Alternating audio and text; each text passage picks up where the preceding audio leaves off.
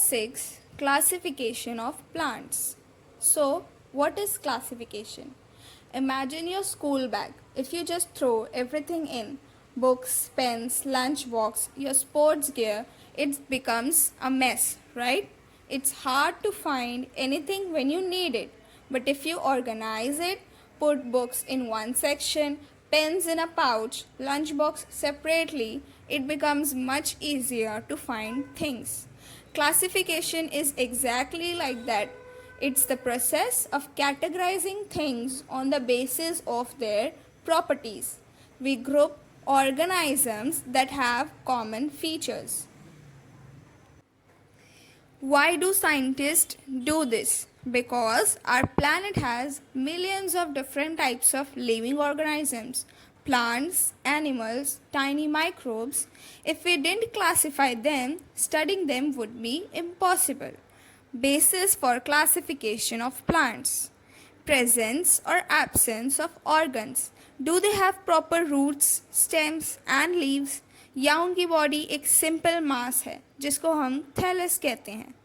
Presence or absence of separate conducting tissues for the conduction of food and water. क्या उनके पास special pipes हैं जो पानी और भोजन को प्लांट के अलग अलग हिस्सों तक पहुंचाते हैं. Presence or absence of seeds in plants. क्या प्लांट सीड्स बनाता है या वो स्पोर से रिप्रोड्यूस करता है. Whether seeds are enclosed in fruits or not. अगर सीड्स हैं तो क्या वो फ्रूट के अंदर बंद है जैसे आम के बीज आम के अंदर, क्या वो खुले हैं जैसे पाइन कॉर्न के बीज. Number of cotyledons in seeds 1 और 2. अगर सीड्स फ्रूट के अंदर है एंजियोस्पर्म्स तो उस सीड में कितने कॉटिलेडन्स हैं, 1 या 2. So, in the big picture, plants are broadly classified into two main categories: cryptogams and phanerogams.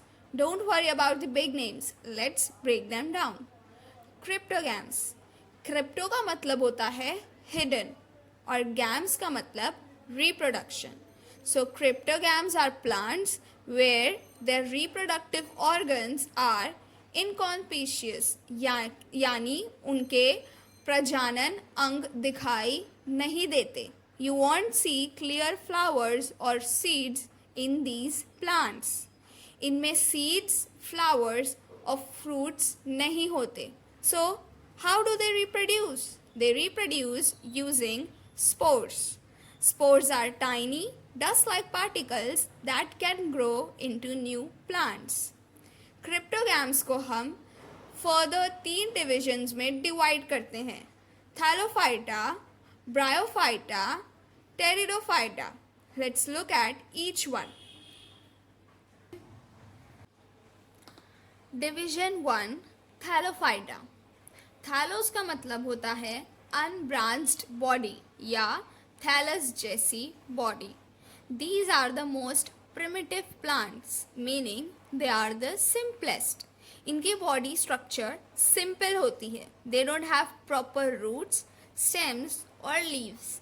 Instead, their body is like a single undifferentiated mass called a thallus. Imagine एक flat green sheet. They are mostly aquatic, यानी ये पानी में पाए जाते हैं जैसे lakes, ponds या ओशियंस में.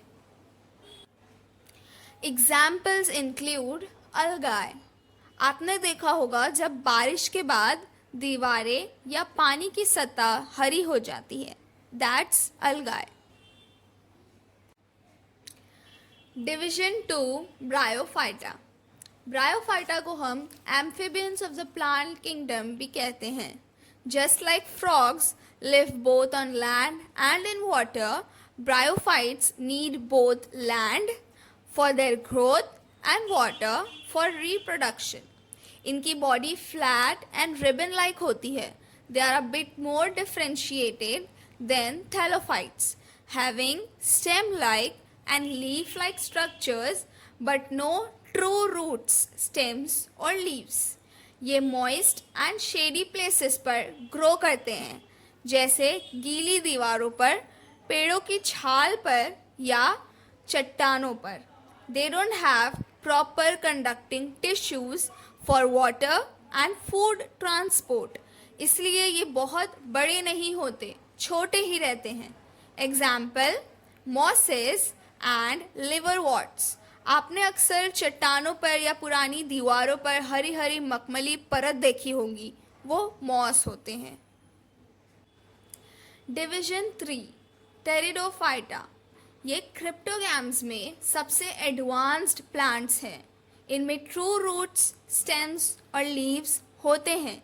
Finally plants with proper parts. इनमें वेल डेवलप्ड कंडक्टिंग टिश्यूज भी होते हैं, यानी जाइलम और फ्लोएम, जो पानी और भोजन को पूरे प्लांट में ले जाते हैं. दे रिप्रोड्यूस यूजिंग स्पोर्स, जो उनके पत्तों को नीचे गोल गोल स्ट्रक्चर्स में होते हैं. Example ferns. आपने खूबसूरत फर्न अक्सर गार्डन्स में देखे होंगे. उनकी पत्तियां बहुत खूबसूरत होती हैं.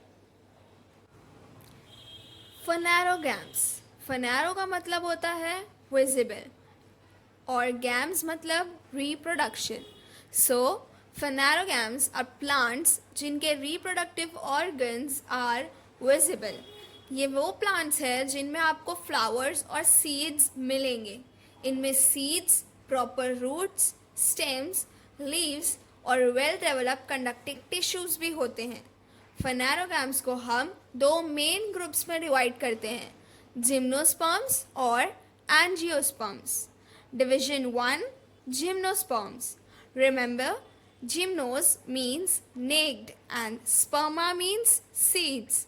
So इनके बीज खुले होते हैं, यानी कि naked seeds. उन पर कोई कवरिंग नहीं होती. स्टॉप करिए ना. ये मोस्टली पेरेनियल, एवरग्रीन और वुडी ट्रीज होते हैं. Examples Pinus, cycas, thuja. Division 2 Angiosperms. Angio means covered and sperma means seeds. So इनके बीज फलों के अंदर ढके होते हैं. Seeds are enclosed in fruits. These are the flowering plants. जो भी फूल आप देखते हैं वो एंजियोस्पर्म्स हैं. एंजियोस्पर्म्स को हम further divide करते हैं based on the number of cotyledons in their seeds. Class 1 monocotyledons. इनके बीज में एक बीज पत्र होता है, यानी कि single cotyledon. Examples rice, wheat, मेज, अनियन. Class 2 dicotyledons. इनके बीज में दो बीज पत्र होते हैं, यानी कि टू कॉटिलेडन्स. एग्जाम्पल पी यानी कि मटर, bean, mango, rose. So the conclusion is cryptogams, hidden reproductive organs, no seeds, flowers, fruits, reproduced by spores. Thallophyta, Bryophyta, Pteridophyta. Phanerogams, visible reproductive organs, have seeds, flowers and fruits. Gymnosperms, Angiosperms. I hope this chapter has helped you to look at the plants around you with a deeper understanding and new eyes. Keep exploring.